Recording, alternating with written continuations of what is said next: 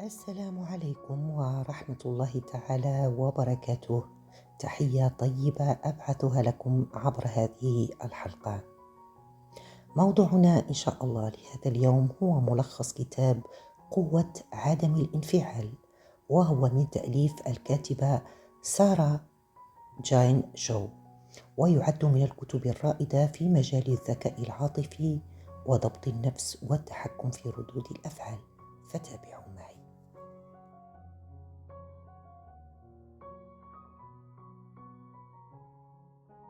في عالم مليء بالضغوط والصراعات والإثارات العاطفية، يقدم لنا الكتاب فلسفة بسيطة لكنها عميقة جدا.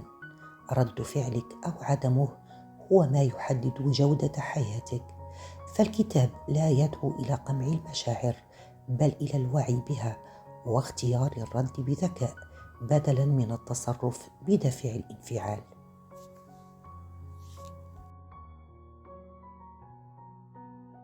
إليكم المفاهيم الأساسية التي جاءت في الكتاب. أولاً، الانفعال مقابل الاستجابة الواعية. فالانفعال هو رد فعل تلقائي، غالباً ما يكون ناتجاً عن الخوف أو عن الغضب أو عن الجرح.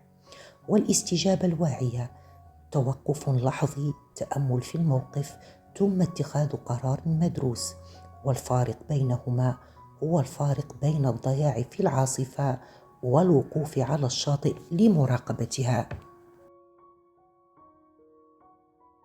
ثانياً، مساحة الوعي بين المحفز والرد. يعتمد الكتاب على فكرة مشهورة من فيكتور فرانكل: بين المحرض ورد الفعل توجد مساحة. في تلك المساحة تكمن حريتنا وقدرتنا على الاختيار. ويعلمنا هنا الكتاب كيف نوسع تلك المساحة عبر تقنيات التأمل والتوقف وإعادة التأطير الذهني. ثالثاً، الانفصال العاطفي الذكي ليس العزلة، وهذا لا يعني ألا تشعر، بل ألا تسمح لمشاعرك أن تتحكم بك. مثال على ذلك: إذا انتقدك أحد، لا ترد فوراً بغضب، بل اسأل نفسك: هل هذا النقد صحيح؟ هل يعكس حقيقتي؟ أم هو انعكاس لحالته هو؟ رابعاً، إعادة صياغة القصص الداخلية. فنحن نروي لأنفسنا قصصاً عن ما يحدث: أهانني، يريد إذلالي، لا يحترمني، وهكذا. والكتاب يشجع على التشكيك في هذه الروايات وطرح بدائل أكثر توازناً. ربما كان متوتراً، أو ربما لم يكن قصده هذا، أو ربما لديه مشكلة لا علاقة لها به. ثم بعد هذا تمر الكاتبة إلى شرح فوائد عدم الانفعال، حيث تقول أن هناك عدة فوائد. أولاً، حماية طاقتك النفسية، حيث أنك لا تهدرها في صراعات لا داعي لها. ثانياً، تحسين جودة علاقاتك، لأنك ترد بحكمة وليس بانفعال. ثالثاً، الوضوح الذهني، فالانفعال يشوش العقل، أما الهدوء فهو يعيد له وضوحه. رابعاً، النضج العاطفي، وهو علامة الشخص الناضج، وهي ليست غياب المشاعر، بل قدرته على توجيهها. وتقول الكاتبة هنا: أنت لست رد فعلك، أنت الهدوء الذي يسبق القرار. فقوة عدم الانفعال هو ليس كتاباً عن أن تكون بارداً أو غير مبال، بل على أن تكون حاضراً، واعياً ومختاراً، حتى في أكثر اللحظات استفزازاً. وهو دليل عملي لبناء دروع داخلية من الهدوء تسمح لك بالتعامل مع العالم دون أن يجرحك أو يضيعك. والآن سوف أعطيكم خطة تطبيقية لمدة 7 أيام، مستوحاة من الكتاب لتدريب نفسك على عدم الانفعال.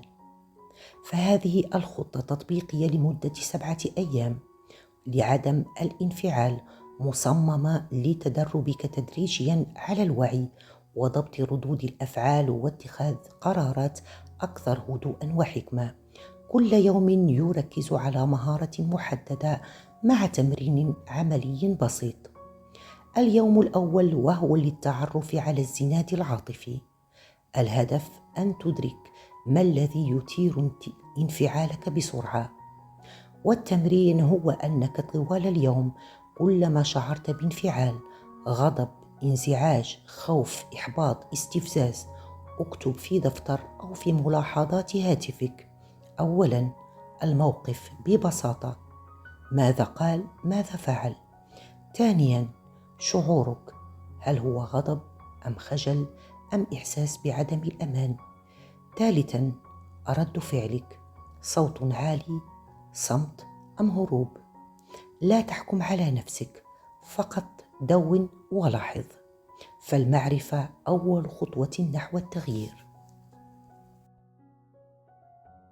في اليوم الثاني وهو لإنشاء مساحة التوقف، والهدف منه أن تمارس التوقف قبل رد الفعل. والتمرين هو كالآتي: كلما واجهت موقفا مستفزا استخدم قاعدة 6 ثواني. خذ نفسا عميقا 4 ثواني، شهيق 2 ثواني، زفير. ثم قل لنفسك داخليا: أختار أن أرد لا أن أنفعل. لا ترد على أي رسالة أو تعليق مثير للغضب خلال 6 ثواني. لماذا 6 ثواني؟ لأن الجهاز العصبي العاطفي يهدأ جزئيا بعد هذه المدة.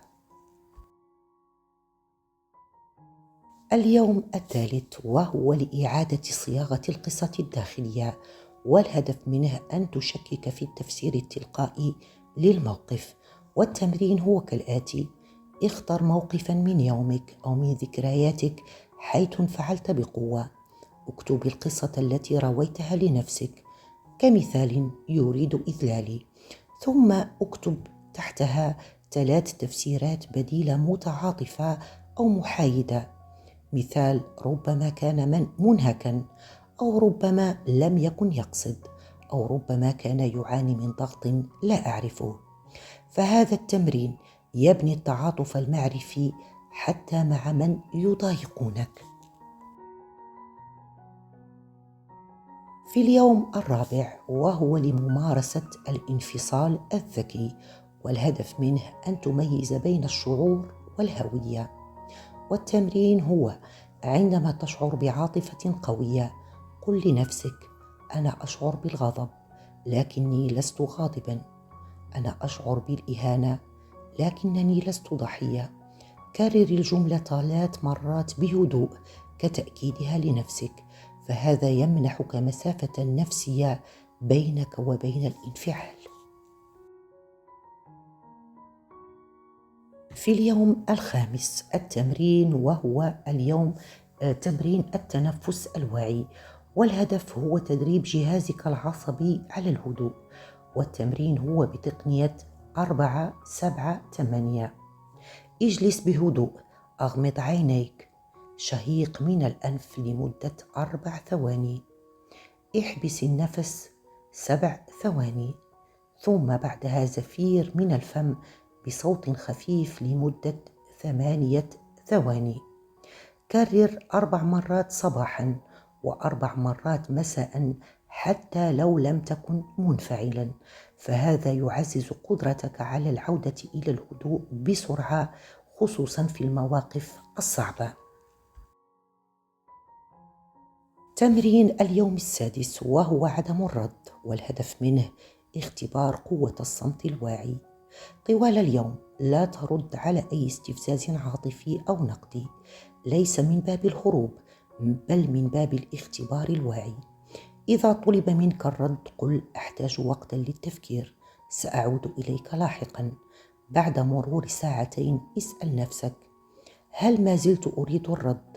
هل سيغير شيئا؟ غالبا ستكتشف أن الكثير من الردود غير ضرورية.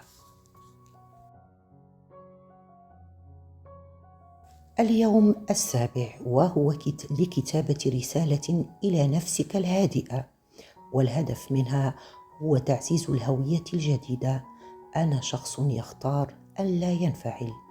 والتمرين: اكتب رسالة من نفسك الهادئة إلى نفسك المنفعلة، تشجعها وتشكرها على التقدم. مثال: أعرف أنك تحاول حمايتي، لكنك لست بحاجة للرد بسرعة. نحن الآن أقوى معا، أنت بالعاطفة وأنا بالوعي. احفظ الرسالة واقرأها كلما شعرت بأنك تعود إلى الأنماط القديمة. وهذه التمارين يجب الاستمرار عليها بعد أسبوع، يعني كرر يوما واحدا كل أسبوع. مثال: كل أربعاء هو يوم عدم الرد. ضع تذكيرا على هاتفك: هل هذا الرد يخدم هدوئي أم يهدده؟ وتذكر أن الهدف ليس الكمال بل التقدم. وصلنا إلى نهاية حلقتنا لهذا اليوم. آمل من الله أن يكون هذا الملخص قد أعجبكم مع التمارين العملية المستوحاة منه. أشكر لكم حسن إصغائكم ومتابعتكم. ألقاكم في حلقة قادمة إن شاء الله، والسلام عليكم.